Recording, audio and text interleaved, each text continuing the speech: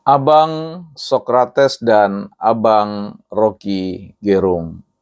Kita akan diskusikan kedua abang filsuf kita ini di Bukan Ahli Filsafat. Selamat datang di channel Bukan Ahli Filsafat.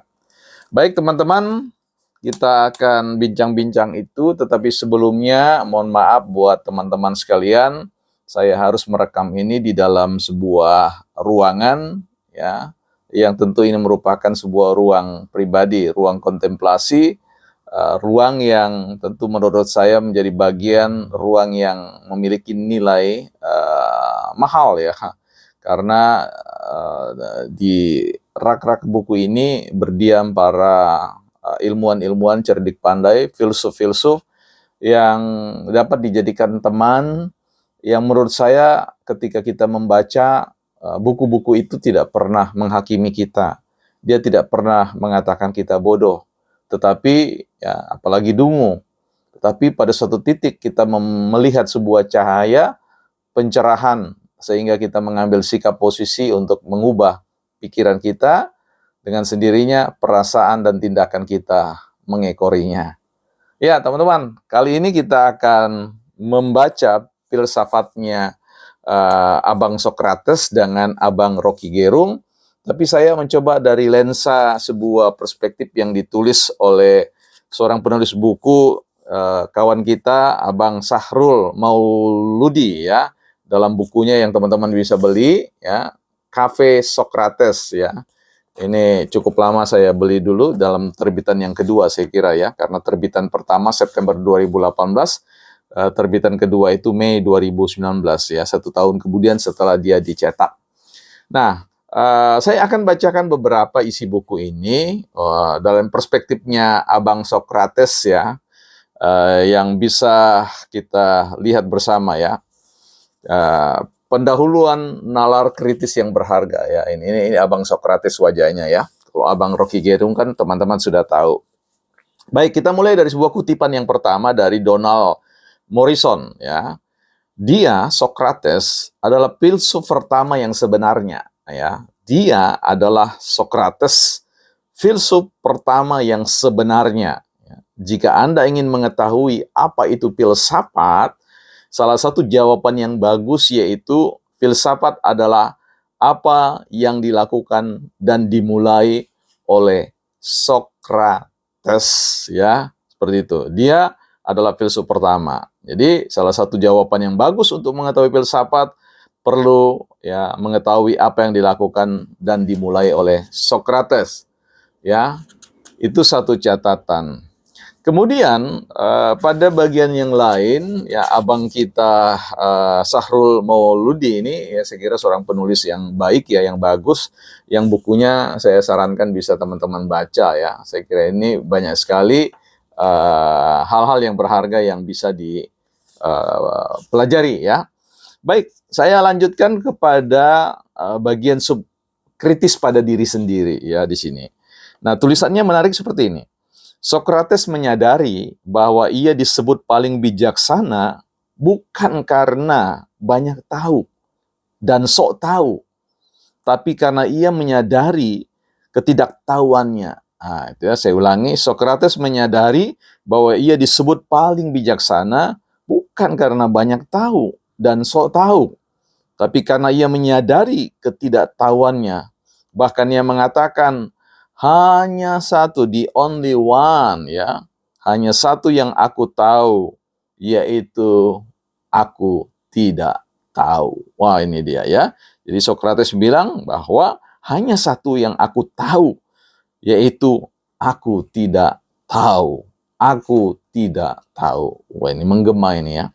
Sokrates kritis pada dirinya sendiri, bukan pada orang lain ya gitu ya.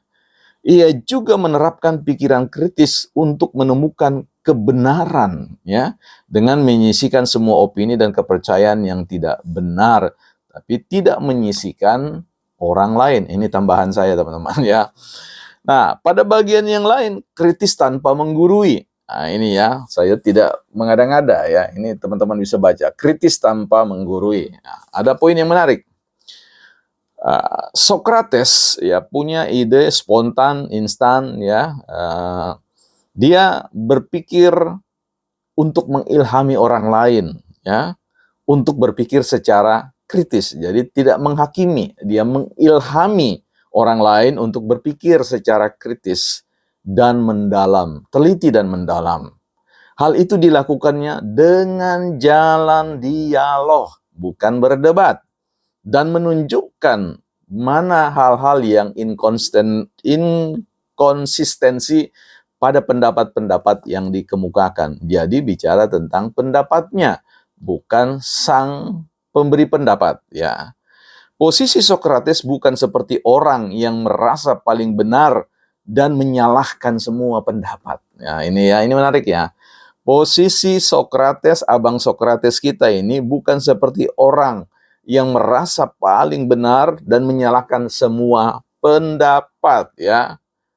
Nah, di sini dia katakan dia hanya bertanya dan terus bertanya, menunjukkan kontradiksi dan membuat orang terpaksa berpikir untuk menjawabnya sendiri, ya. Jadi dia tidak memberikan jawaban, ya, mendorong orang pada satu titik berpikir secara mandiri, mengevaluasi pendapatnya sendiri, ya.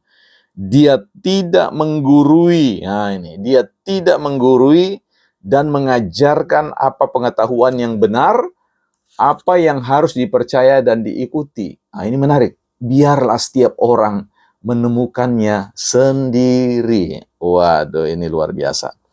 Baik, lanjut ya teman-teman ya. Dengan pikiran kritis dan dialektisnya, Sokrates juga tidak bermaksud mempermalukan atau menjatuhkan harga diri seseorang. Ini underline ya, coba garis bawahi teman-teman. Ulangi. Abang Sokrates kita bilang ya, dengan pikiran kritis dan dialektis, Sokrates tidak bermaksud, ya, dan tidak ingin mempermalukan atau menjatuhkan harga diri seseorang, ya. Nah, ini menarik ya. Nah, ada ya bagian yang juga perlu direnungkan. Sokrates bukan memuji kebodohan dan meremehkan pengetahuan, tetapi mengajarkan ilmu padi. Semakin pandai, semakin rendah hati. Semakin terpelajar, semakin tahu diri. Semakin luas pengetahuan, semakin senang belajar. Semakin mendalam wawasannya, semakin suka mendengarkan, bukan memperdengarkan, ya gitu. Nah, itulah Sokrates. Nah, ada salah satu kutipan yang beliau tulis ya, I cannot teach anybody anything. I can only make them think, ya gitu ya. Jadi menarik ya. I cannot teach anybody anything. Saya tidak dapat mengajari orang apa untuk segala sesuatu. Tetapi saya hanya I can only make them think. Saya hanya membuat mereka berpikir. Nah, itulah Sokrates. Baik. Nah, ini puncaknya saya teman-teman ya. Sokrates mengatakan, he said, hanya satu yang aku tahu, yaitu bahwa aku tidak tahu, ya. Hanya satu yang aku tahu, bahwa aku tidak tahu, ya. Jadi ini menarik ya. Sokrates ya melakukan sebuah pencaharian bersama. Dia percaya bahwa setiap manusia memiliki pengetahuan yang mendasar dan universal di dalam pikirannya. Kelak, Plato akan mengelaborasi gagasan ini bahwa manusia terlahir dengan membawa pengetahuan ide-ide. Ya, seperti itu. Jadi, setiap orang memiliki pengetahuan mendasar dan universal di dalam pikirannya, sehingga dia mengapresiasi itu. Ya, seperti Sokrates, nah ini catatan penulis, mencari kebenaran adalah tugas kita semua manusia. Kita semua pasti mau hidup dan dalam tidak mau hidup dalam ketidakjelasan, bukan, ya, dan seterusnya. Silakan. Tapi ini pada bagian ini saya perlu tambahkan ya. Xenophon, ya ini ya, Xenophon seorang filsuf juga ya, tidak kalah mengagumi ya. Kalau di atasnya itu ada begini, ada Protagoras, ya, dia mengagumi Sokrates, dia mengatakan, aku mengagumi Anda lebih daripada orang yang pernah ku kenal, ya. Kemudian Xenophon tidak mau ketinggalan, dia mengagumi Sokrates. Tidak seorang pun pernah melihat dan mendengar hal yang sia-sia dari Sokrates, ya. Nah, ini yang saya kira menjadi kunci.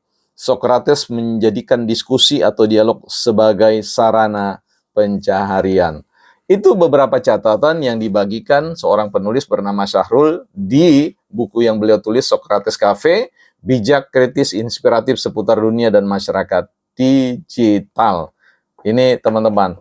Bagaimana dengan abang kita, dengan Bang Rocky Gerung? Ya, saya kira ya teman-teman lah yang akan bisa menarik sebuah kesimpulan ya bahwa abang Rocky Gerung tentu tidak sama dengan abang Socrates dan punya cara atau jalan berfilsafat. Tetapi kalau kita ingin belajar filsafat seperti yang dikatakan, ya belajarlah dari Socrates ya. Apakah kita tidak bisa belajar dari abang Rocky Gerung? Pasti bisa ya. Apakah semua hal yang dikatakan oleh abang Rocky Gerung itu tidak bermanfaat? Jelas ada yang bermanfaat. Kalau begitu ada yang perlu dikritisi. Yes, of course ya, karena memang karakter dari sebuah filsafat adalah mengkritisi sebagaimana anjuran abang Socrates bahwa ia berusaha untuk mengantar orang pada sebuah tingkatan reflektif mandiri, menemukan jawaban pada relung batin. Jadi tidak melakukan sebuah filsafat yang menerjang, yang ya menghajar, ya yang ya membuat orang lain kemudian kehilangan ya sesuatu yang berharga, yaitu harga diri mereka di hadapan publik. Ya, saya kira silakan saja kedua-duanya dapat dipelajari dengan baik dan dua-duanya bisa bermanfaat. Semua kembali kepada sebuah kontemplasi diri ya. Nah, mohon maaf ini edisi saya membacakan ya karena banyak yang mengatakan bahwa sekedar membaca. Saya kira ketika kita membacakan sesuatu itu bukan sesuatu hal yang merendahkan diri kita ya. Apapun yang kita sampaikan, prinsipnya adalah apa yang dikatakan ya, dan apakah yang dikatakan itu punya manfaat atau tidak. Semuanya kembali kepada teman-teman. Saya hanya mengatakan sebuah kutipan. Salah satu tempat terbaik di mana kita bisa bertumbuh itu adalah perpustakaan.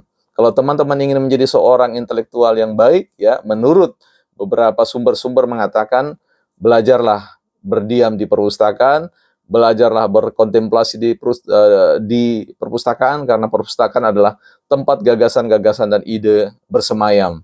Makanya seorang intelektual terkenal mengatakan bahwa kalau nanti aku tutup usia, jangan kunjungi makamku, tetapi hadirlah di perpustakaan, bacalah bukuku, karena ketika engkau membaca pikiran-pikiranku di sana, tidak ada kengerian di dalamnya, ya. Beda jauh ketika engkau berkunjung ke pusaraku atau ke makamku, maka engkau akan dihantui dengan hal-hal yang sesuatu yang ya tidak perlu terjadi.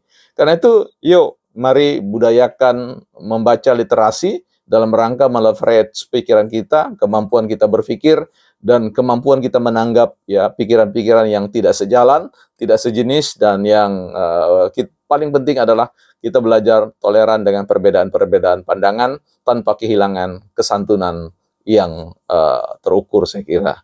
Bukan ahli filsafat.